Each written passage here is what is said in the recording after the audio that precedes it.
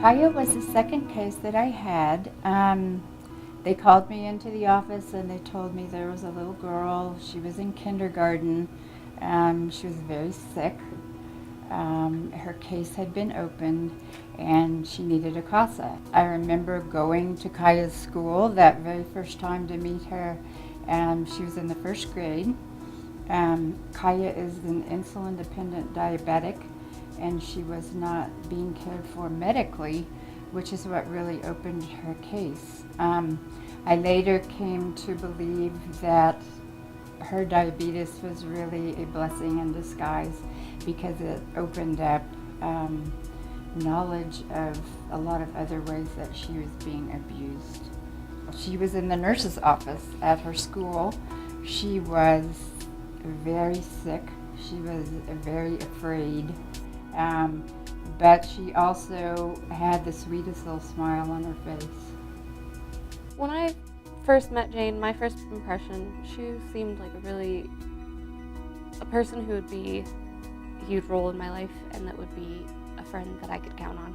I definitely didn't understand her role at first, but I knew she was there to help me. One day the school called me and said that Kiaya wasn't feeling well and could I come. So I went to school that day and I remember we sat in the cafeteria and Kiaya had brought for lunch that day. Do you remember this? I do. This was what tipped the scales. It was a sandwich, a bologna sandwich. It was 2 pieces of green moldy bread. It had an old piece of bologna in the middle, and we opened her thermos and it was sour milk. And it was right then and there that I thought, okay, she cannot go back home. So we had an emergency hearing and the judge removed her, and she actually went straight to the hospital from there. A couple of days later, when they had her stabilized, her foster mom, who's her adoptive mom, came to see her, and I think from that day forward, Kiaya's life really did change. She looked at my lunch and she just looked at it, and she just got up and went straight to the cafeteria counter. It was like, this little girl needs food. She needs real food. And they set up a plan for me to eat better foods. Miss Jane was very, very forceful. She would not let me eat what was in my lunchbox that day. And that was just a huge, it was amazing to me that she was just so caring and so there for me, ready to make sure that I was being fed right and treated right and taken care of.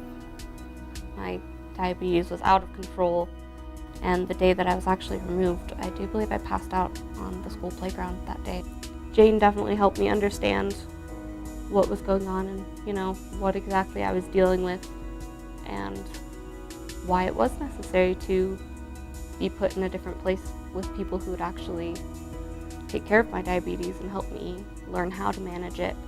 And after a while, I think for a long time I was in a lot of pain thinking about, I'm never going to see my mom again.